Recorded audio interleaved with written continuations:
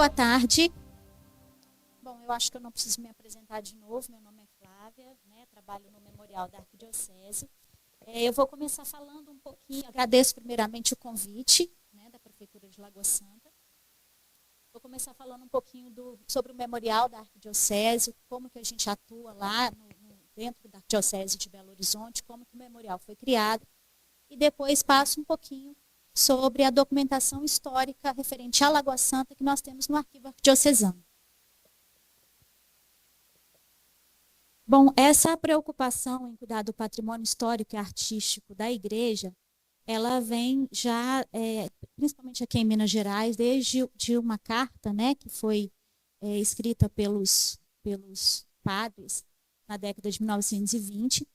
E esse cuidado com o patrimônio, ele foi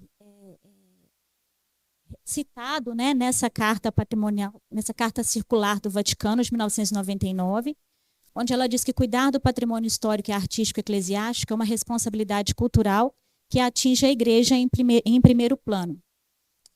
Essa carta seria a necessidade e urgência de inventariação e catalogação do patrimônio cultural da arquidiocese, cultural da igreja, e foi um dos primeiros documentos que embasou a criação do memorial e do inventário do patrimônio cultural na Arquidiocese de Belo Horizonte. Então, o inventário ele foi criado logo em seguida, ainda subordinado à PUC Minas, no ano de 2000. Ele foi criado pelos professores Luiz Gonzaga Teixeira e Mônica Eustáquio Fonseca, e a sua equipe era formada, né, por membros da PUC e do IEFA. No ano de 2005, foi criado, então, o Memorial da Arquidiocese, né, pelo decreto 04G de 2005, e o memorial passou a englobar o Arquivo Arquidiocesano, que já existia, que era o CEDIC, o Inventário do Patrimônio Cultural, que existia já também desde o ano de 2000, o Museu Arquidiocesano de Arte Sacra, que foi criado nesse período, e o Centro de Promoção e Divulgação Religiosa, que faz o levantamento do patrimônio imaterial da Arquidiocese de Belo Horizonte. Então, os objetivos do memorial e do inventário seriam conhecer e catalogar e preservar o patrimônio cultural da arquidiocese, divulgar na arquidiocese os documentos eclesiais e demais documentos referentes ao patrimônio cultural, estudar a origem, a localização e a evolução histórica das paróquias, assegurar que as igrejas, arquivos, bibliotecas e museus da arquidiocese tenham instalações dignas e seguras, que sejam dotados de meios adequados, que seu funcionamento seja eficaz e que estejam atendidos por pessoas qualificadas, de acordo com os critérios e normas estabelecidas. Às vezes a gente não sabe, mas existem vários pequenos museus espalhados dentro das paróquias na arquidiocese, às vezes alguns montados com peças, né, com bens móveis, peças de imaginária remanescentes aí do século XVIII e XIX. Então a gente tem, uma das nossas funções é orientar esses museus da melhor forma de organização e de conservação desses bens. Dialogar com os párocos e profissionais técnicos e acompanhar os projetos em desenvolvimento, os projetos de restauração, as obras arquitetônicas e também de restauração de elementos artísticos, e assessorar na elaboração desses projetos de restauração, reformas e adaptações de acordo com as normas litúrgicas. Então, a Arquidiocese de Belo Horizonte tem, por singularidade, 300 anos de arte, apesar da Arquidiocese estar fazendo agora 100 anos, o território da arquidiocese, ele existe, ele foi povoado desde o início do período da mineração em Minas Gerais, desde os inícios do século XVIII, final do XVII. Então, nós temos aí igrejas do século XVIII, XIX, XX e XXI, um patrimônio bem abrangente, construções conventuais, santuários e centros de devoção, e guardam um precioso acervo, rico em sua diversidade, valioso em sua função documental. A Arquidiocese de Belo Horizonte, então, ela é composta por 28 municípios. Apesar da gente achar que a maior parte deles não apresenta patrimônio histórico artístico do século XVIII e XIX, eu posso garantir que a maioria deles tem. As igrejas e capelas desse período, boa parte delas foi demolida ou sofreu grande parte em intervenção, mas guardam ainda, em sua maioria, bens móveis, né, objetos peças de imaginária, acervo litúrgico do século XVIII e XIX, período que elas foram construídas. Então, agora eu vou falar um pouquinho da documentação histórica que foi encontrada no Arquivo Arquidiocesano, referente à Lagoa Santa. Essa documentação histórica são documentos manuscritos do século XVIII e XIX e um pouquinho do século XX também. Aqui nós temos uma cópia de um documento de 1749, da provisão para a ereção da capela de Nossa Senhora da Saúde de Alagoa Grande, que era assim que era chamada a região na época. Então, aqui, nesse documento, por que esse documento é uma cópia? Ele é uma cópia do final do século XIX, mas de um livro que existe em Mariana, com essa documentação original. Então, nesse documento, é colocado, né, as diretrizes, vamos dizer assim, de como essa igreja deveria ser feita. É aprovada a sua ereção, não se podia construir uma igreja que não tivesse a aprovação do bispo.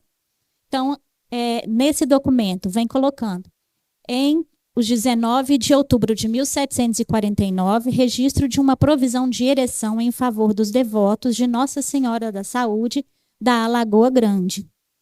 E tirei um outro trecho da página 2, que fala que a capela deveria ser fabricada de materiais perduráveis, com boa proporção e arquitetura, e depois de ereta, decentemente paramentada, com patrimônio suficiente. O que você diz decentemente paramentada? Não se podia ter uma igreja na época que não tivesse os paramentos suficientes. Ela devia ser uma igreja bonita, sólida, né? Uma igreja ela deveria ter o mínimo de beleza para servir a Deus, né? As igrejas, essa questão da simplicidade das igrejas, elas vêm muito depois do Concílio Vaticano II. Nesse período ainda, se pedia que as igrejas tivessem essa beleza, porque essa beleza seria o louvor a Deus. Então, nesse caso aqui, esses paramentos têm a ver com os paramentos litúrgicos, os cálices, os próprios paramentos de tecido, né? Os têxteis para os altares. As imagens deveriam ser imagens bem feitas, também duráveis. Pode passar. Então, a paróquia de Nossa Senhora da Saúde, ela veio um pouquinho depois. A capela, no início, ela pertencia inicialmente à paróquia de Santo Antônio da Roça Grande. E, posteriormente, com a supressão da paróquia de Santo Antônio, ela passou a pertencer à paróquia de Santa Luzia. A paróquia de Santo Antônio, ela englobava grande parte ali dessas igrejas, mas em algum período se resolveu suprimir a paróquia, ela deixou de ser paróquia e passou a ser filial de Santa Luzia.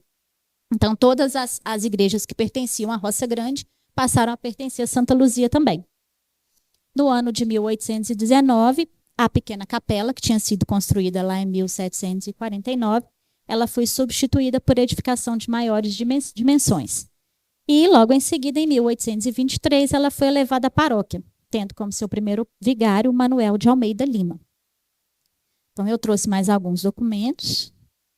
Esse mapa topográfico, ele está lá no meio da documentação. A gente consegue ver várias igrejas em torno. Aquela central ali seria maior, né? A Nossa Senhora da Saúde. Lá no alto a gente consegue ver a Matriz de Santa Luzia. Esse aqui na lateral maior também é o Convento de Macaúbas. Eu vou passar para cá, se eu estiver atrapalhando, vocês me falam. Aqui seria a Quinta do Sumidouro, hoje a Igreja Nossa Senhora do Rosário da Quinta do Sumidouro. Aqui Fidalgo, Santana de Fidalgo. Aqui a Capela da Jaguara. E aqui algumas igrejas que eram, uma delas era Curato, Nossa Senhora da Conceição de Raposo. Não é a Nossa Senhora Conceição da cidade de Raposos, é outra igrejinha menor que ficava aqui nas proximidades, era inclusive um curato, mas essa igreja a gente não sabe se ela já foi demolida, se ela existe uma outra que foi construída, é uma coisa ainda que precisa ser pesquisada. Então aqui a gente consegue ver em volta, o mapa ele é desenhado à mão, né, no período de 1825. Pode passar. Aqui a gente vê a legenda do mapa, que vem logo em seguida, explicando todas as igrejinhas que estão lá com os números, mostrando a posição, dá para ver direitinho lá a posição de cada um. Lembrando, todos esses documentos, eles estão no Arquivo Arquidiocesano de Belo Horizonte e disponíveis para pesquisa. Se alguém quiser pesquisar, é só agendar e esses documentos estão lá no arquivo para quem quiser tiver o interesse de pesquisar. Um outro documento que eu achei interessante colocar foi exatamente um documento de 1829. Por que eu quis colocar esse documento? Porque ele mostra quais eram além do mapa, né? Quais eram as igrejas e capelas que pertenciam à freguesia de Nossa Senhora da Saúde. Então, nesse documento, o pároco, ele fala, né, em resposta ao bispo de Mariana. A freguesia de Nossa Senhora da Saúde, da Lagoa Santa, contém 2 capelas curadas de direito, a Nossa Senhora Senhora de Santana, de Fidalgo, e a de Senhora da Conceição de Raposo. Então, ou seja, essas 2 que eu mostrei lá no mapinha, elas eram capelas curadas. E 3 não curadas, que são a de São Francisco de Taquaraçu de Baixo, Nossa Senhora do Rosário, da Quinta do Sumidouro, e Nossa Senhora da Conceição do Rótulo. Então, essas eram as capelas que faziam parte da freguesia da paróquia de Nossa Senhora da Saúde em 1829. Aqui um documento também que segue logo em seguida, né, lá nos documentos do Arquivo Arquidiocesano. Nesse eles mostram a população dos 2 curatos citados e da matriz, né, com pessoas livres, pessoas cativas e o total das pessoas que faziam parte. Ali a gente consegue perceber que a capela de Santana do Fidalgo, que era, né, o curato, pertencia a ela, a Nossa Senhora do Rosário da Quinta do Sumidouro, e as capelas de Taquaraçu e de Santana do Rótulo pertenciam ao curato de Raposo. Daí, avançando um pouco, em 1885, mais uma vez tentando retomar quais eram as capelas que faziam parte, né, da matriz, né, da paróquia de Nossa Senhora da Saúde. Mais uma vez, é uma carta, né, uma satisfação que o pároco dava para o bispado de Mariana, e ele coloca que existem na freguesia 5 capelas e a matriz, sendo a de Nossa Senhora do Rosário na sede. Então, aqui a gente já vê que a capela de Nossa Senhora do Rosário, daqui da sede, ela já estava constando nesse rol. No anterior, ela não estava. Então, a gente supõe que ela tenha sido construída aí entre 1829 e 1885, segundo a documentação. E as demais fora da sede. 2 em Começo, nos Confins e na Lapinha. 2 em Começo significa que elas estavam começando a ser construídas. Essas capelas, provavelmente a de São José de Confins e Nossa Senhora do Rosário da Lapinha. Outra de Nossa Senhora do Rosário, na Quinta do Sumidouro. Só um parênteses, essa igreja hoje, apesar dela pertencer a uma paróquia de Lagoa Santa, que é São Paulo Missionário, ela pertence hoje territorialmente à cidade de Pedro Leopoldo, ao município de Pedro Leopoldo. Então, teve essa divisão territorial. A capela ela pertence a Pedro Leopoldo, mas a paróquia continua pertencendo à Lagoa Santa. E em uma fazenda, sendo essa de propriedade particular, que seria de Santana de Fidalgo. Então, essas seriam as capelas pertencentes à paróquia Nossa Senhora da Saúde, em 1885. Esse também é um documento importante que eu achei interessante trazer, que seria a bênção da Capela de Confins, em 1898, logo em seguida. No anterior, ele disse que a capela estava no começo, ou seja, estava começando a ser construída. E toda a igreja, quando ela termina de ser construída, ela precisa ser abençoada, ela precisa ter a bênção do bispo ou, se der licença, a bênção do papa, do padre, perdão, ou de alguém mais importante do que ele. Então, esse era o pedido para que se pudesse abençoar a Capela de Confins, que tinha acabado de ficar pronta em 1898.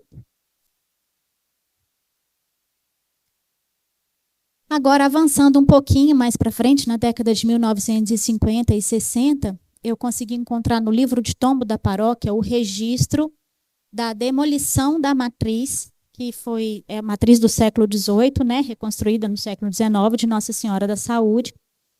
E nesse trecho, tem mais umas 2 ou 3 páginas antes e depois dessa página, do livro de tombo, mostra os preparativos, né, para a construção da matriz e demolição da antiga edificação oitocentista, setecentista.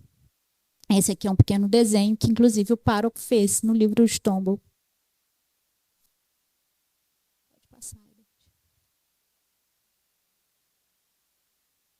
Atualmente,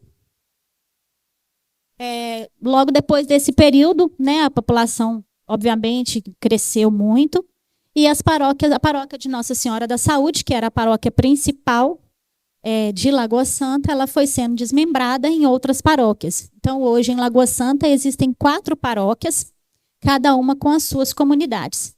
A paróquia de Nossa Senhora da Saúde, no centro de Lagoa Santa, ela tem as comunidades, então, de Nossa Senhora da Conceição, Nossa Senhora do Rosário, Nossa Senhora do Perpétuo Socorro, São Cristóvão, São Pedro e Nossa Senhora de Loreto. Então, olha. A paróquia de Nossa Senhora das Graças, uma paróquia mais recente, né? Tem, então, as comunidades de São José, São Geraldo, São Judas Tadeu e Sagrada Família. E a paróquia São Paulo Missionário. Tem também algumas igrejas antigas, incluindo aí a Nossa Senhora do Rosário da Quinta do Sumidouro, que, como eu disse, pertence à cidade de Pedro Leopoldo. A Capela de Santana, de Fidalgo, que também é uma das mais antigas. E outras, que são mais recentes, São Sebastião de Palmital, São Sebastião de Campinho, Santa Luzia, Jardim Imperial, Nossa Senhora do Rosário de Lapinha, né? Nossa Senhora de Fátima da Vila Fagundes. Então, apesar de terem se desmembrado em várias outras comunidades para atender a população, que cresceu bastante, todas essas paróquias elas foram desmembradas da paróquia de Nossa Senhora da Saúde, que veio daquela capelinha lá do século XVIII, iniciada em 1749. Aí mais a última, né? Paróquia São Sebastião da Várzea, que compreende Santo Antônio. Ela foi criada, inclusive, na década de 80, ela é bem recente, essa paróquia. Santo Antônio, São Francisco de Assis, São Geraldo e Nossa Senhora de Lourdes, e São Sebastião também. Agora o Herbert vai falar, então, das obras de restauração que aconteceram recentemente e foram acompanhadas pelo Memorial da Arquidiocese. Obrigada.